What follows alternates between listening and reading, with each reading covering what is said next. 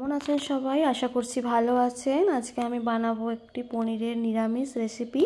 তার জন্য প্রথমে একটা পেস্ট বানাবো, আদা মৌরি ধনের পেস্ট। তারপর আমি কড়াতে সাদা তেল আর কিছুটা ঘি দিয়ে গরম করে তাতে আমি কিছুটা গোটা গরম মশলা দেব আর দেব সাজিরে মরিচ ফোড়নে দিয়ে তারপর আমি দিয়ে দেব বেটে রাখা পেস্টটা আদা মৌরি ধনের।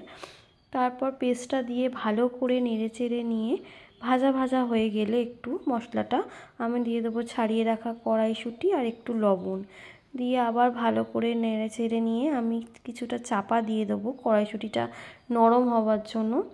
তারপর কিছুক্ষণ পরে চাপা খুলে মশলাটা ভালো করে ভাজা ভাজা হয়ে গিয়ে তেল ছেড়ে যাবে, তখন বুঝবো মশলাটা ভাজা হয়ে গেছে। তখন আমি আর একটা পেস্ট দিয়ে দেবো, কাজু বাদাম কাঁচা লঙ্কা আর দুধের পেস্ট।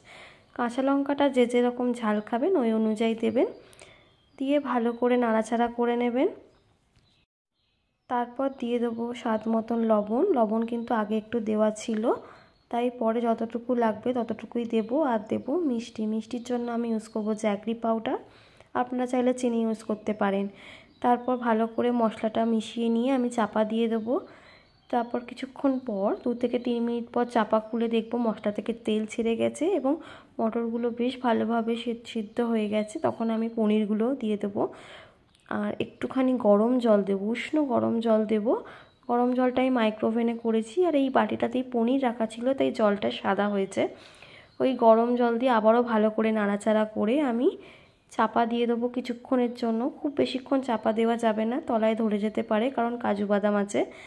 দিয়ে নামাবার আগে আমি একটু ঘি আর কসুরি মেথি দিয়ে গ্যাসের ফ্লেমটা অফ করে দেবো, ভালো করে মিশিয়ে নিয়ে চাপা দিয়ে দেবো।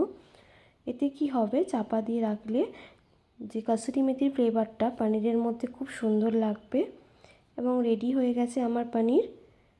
এবার আমি নামিয়ে দেবো।